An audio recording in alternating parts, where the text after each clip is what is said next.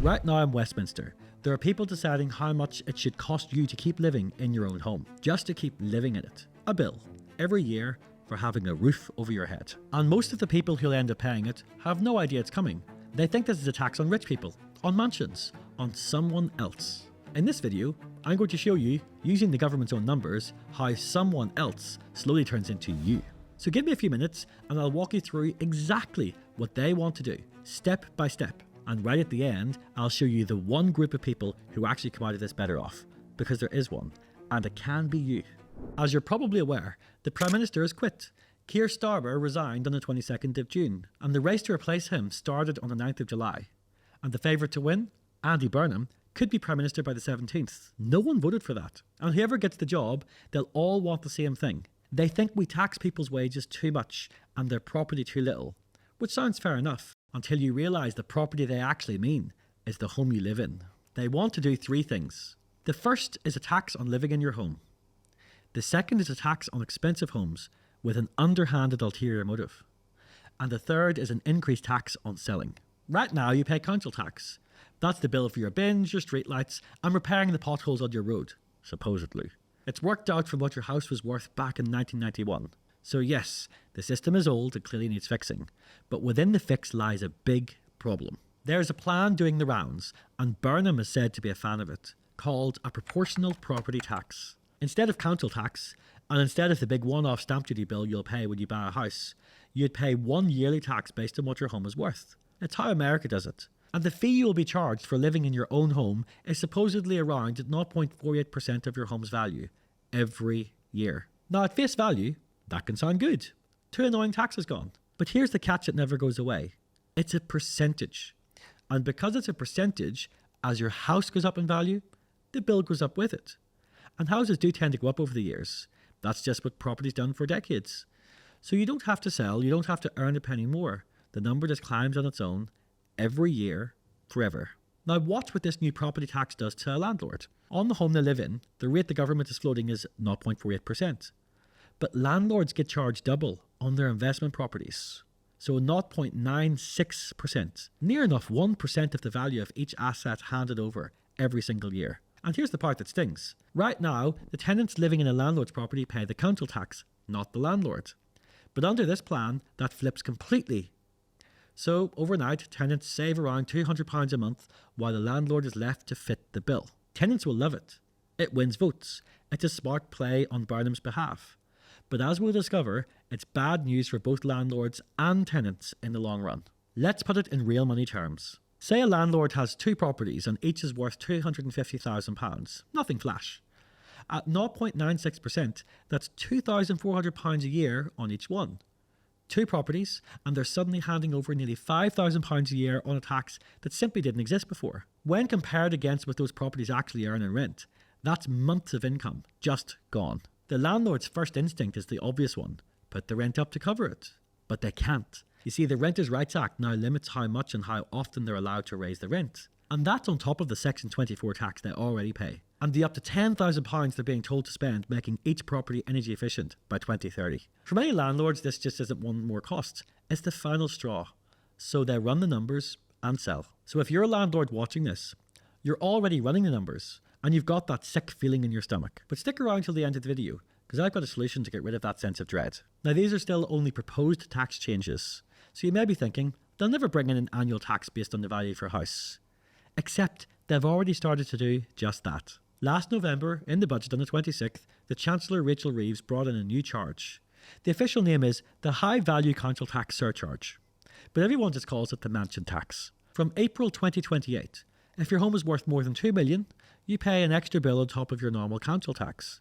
It starts at £2,500 a year and climbs all the way to £7,500 a year for the most expensive homes. And that money doesn't go to your local council.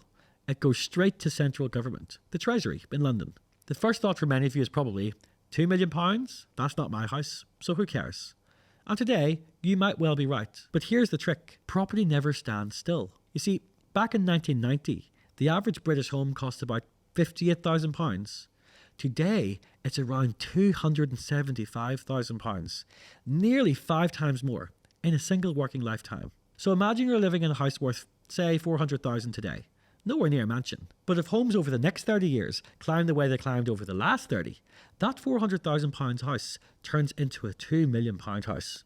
Same bricks, same street, only now the government calls it a mansion. But what's worse is the government has set that mansion tax line at £2 million and frozen it there. One by one, ordinary homes rise in value until they cross that line.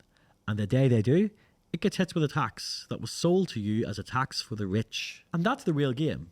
It was never really about mansions. It's about getting the whole country comfortable with one idea, that you pay a yearly tax on the home you live in based on what it's worth. And once that feels normal, the only thing left to do is to decide where that line sits. Now step 3. And this is the big one, because it reaches people who don't even own a home. Now stay with me here, because I'm going to connect two things that don't look connected: a tax on landlords and the rent that ordinary tenants pay. But by the end, you'll see they're the same story. First, the tax itself. Say you buy a property to rent out. Years later, you sell it. If you bought it for £200,000 and sold it for £300,000, you've made £100,000. That difference is your profit, and you pay tax on that profit. It's called capital gains tax. Now this bit matters, so let me be crystal clear. You do not pay this on the home you actually live in. Your own house is protected. Sell it and the profit is yours to keep. Capital gains tax only bites on extra property, a second home or a rental. Today, on that kind of profit, the rate is 24%. The plan is to tax that profit far harder though. Wes Streeting, who's now backing Burnham, wants to tax the profit on your property the same way as they tax your wages. That pushes it from 24% today up to 40% or even 45% for higher earners. Nearly double. He calls it a wealth tax that works and reckons it raises £12 billion a year. But the reality is that taxing this harder might not even make the government a penny more. A few years back, the then Chancellor Jeremy Hunt actually cut capital gains tax on property from 28% down to 24%, expecting it to raise more, not less, because more people would sell. And the taxman's own maths backs that logic. HMRC's figures show that pushing the higher rate up by just 10 percentage points would actually lose the Treasury around £2 billion a year. That's only for 10%. And Streeting is talking about going far further than that. So look at what they're really proposing. A tax that drives landlords out, pushes rents up on tenants, and dries up the homes first-time buyers need, while on the government's own numbers, quite possibly raising less money for the Treasury, not more. It manages to hurt the landlord, the renter, and the taxman, all at the same time. Now, before I show you the way through this, one quick thing. Notice what all of this has in common. Every one of these ideas comes from the same instinct, that the government knows better than you what to do with what's yours. Your home, your money, your choices. And that instinct doesn't stop at your wallet. Look at what's been happening with free speech in this country, with what you're allowed to say about a policy or a politician or the way things are run. It's been going one way, and it isn't the way of more freedom. Now, I'm not going to pretend a property channel is the place to settle that whole argument. But the simple version is this. A government comfortable telling you what your house is worth and how much of it you can keep is not usually a government that's comfortable with you complaining about it. And when you're not free to push back on the people making the rules, everything you own, your home included, it's really held on their terms, not yours. Now, every one of these changes does the same thing. It punishes the amateur and rewards the educated.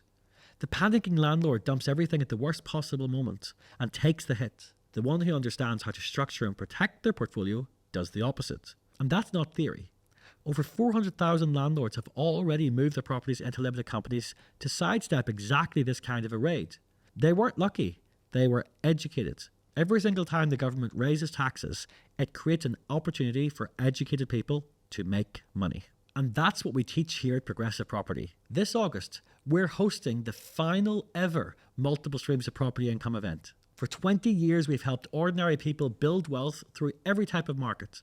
And at this event, we'll show you the exact strategies we're using today to stay ahead of the market, not behind it. To mark the final event, we've released a limited number of fully sponsored tickets, meaning you can attend completely free.